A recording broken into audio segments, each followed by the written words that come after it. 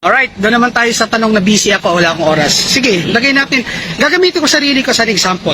So, I live in Montalban and I've been working in Buendia.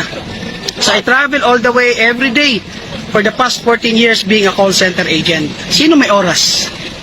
Pero, habang nagtatrabaho ko, I came up with this realization na habang minumura ako sa telepono as an agent, may mga taong natutulog sa bahay, kumikita.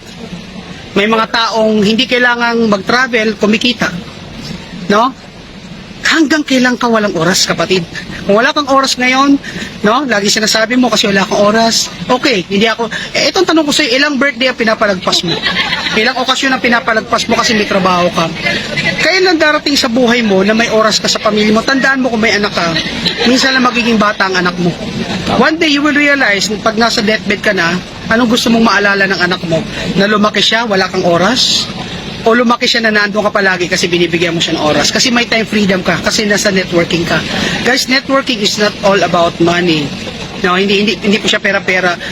Ang pinaglalaban ko po sa network marketing kung ba't pinagsusumikapan to, kasi gusto ko magka-oras. So paano nagka-oras, Coach Hans? Wala kang ang oras. Exactly my point, I have to sacrifice.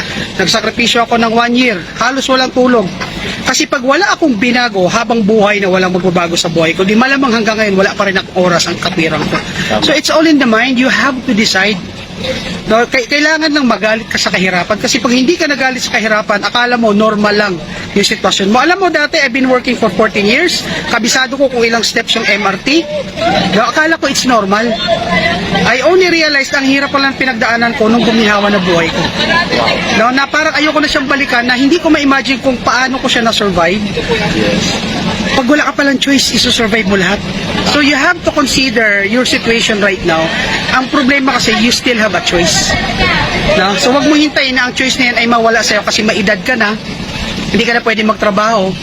No? Okay lang sana kung pag-retire mo may 100 million ka eh. Yeah. Pero kung pag-retire mo, aasa ka lang sa anak mo, sakitin ka, pabigat ka sa pamilya, wag mong hintayin yung kapatid, kaibigan, hindi tayo magkaano-ano. Pero yan ang bagay na ayoko mangyari sa akin. Yung umasa ako sa anak ko, tapos sasabihin, pinaaral kita, pinalaki kita. Gaano ka kasigurado na gaganda buhay ng anak mo? Gaano ka kasigurado na arugayin ka ng anak mo? Tama? Na kung di ka sigurado, then siguraduhin mong future mo, siguraduhin mo retirement by doing something different right now. Hindi ko sinabing networking lang. But think something na makakatulong siya sa paghahanda mo sa retirement mo. And I hope Live Good is one. No? What Live Good offers is not just earnings. It offers time freedom and it offers financial freedom, kapatid. Yeah. I know it's something na hindi mo pa pinapaniwalaan kasi nasa comfort zone ka. Galing ako dyan. I've been employed for 24 years. Hindi ko sinabing masama ang employment. It's just that, wag mong babaran yan. Yes. Kasi nakita naman natin magulang natin, lolo natin, ninuno natin, galing dyan eh. O tingnan mo, kung magandang employment, maganda sana buhay mo yan.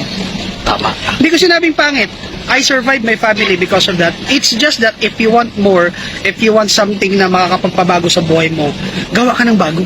Wow. And who knows, Live Good, it's just, try mo. No, Live Good is, it's just a chance. It's just giving someone a hope na baka sakali magbago. But at least you have that hope. Kasi sa employment, we don't have that hope.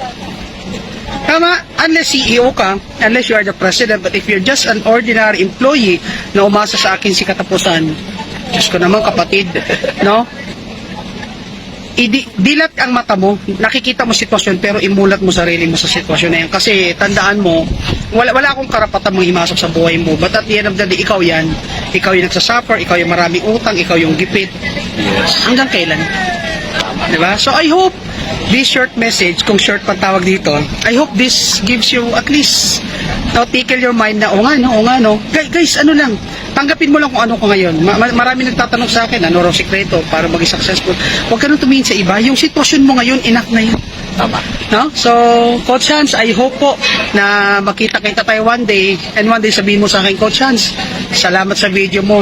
Na-inspire ako, and because of that, ginawa ko si Live Good. Ngayon, successful na ako. Yun lang. Yes. Yung meron lang tayo mabagong buhay, umasenso, thankful na ako dyan. Okay? So, see you at the top. Yan, maraming salamat. Makinig kayo dito, idol ko to. Now, dito kayo makinig. Hindi po kayo tuturuan nito na ikakapahamak ninyo. Ang ituturo sa inyo nito, no, kung paano maging successful. But you have to humble down. Now, you have to lower your ego kasi sa network marketing, ladies and gentlemen, kahit anong profession natin, walang bearing yan. Makinig po kayo no, sa marurunong at itong tao na to, isa to sa tinitinan ko sa industriyang ito. Okay? So, see you at ka. Bye-bye! God bless everyone.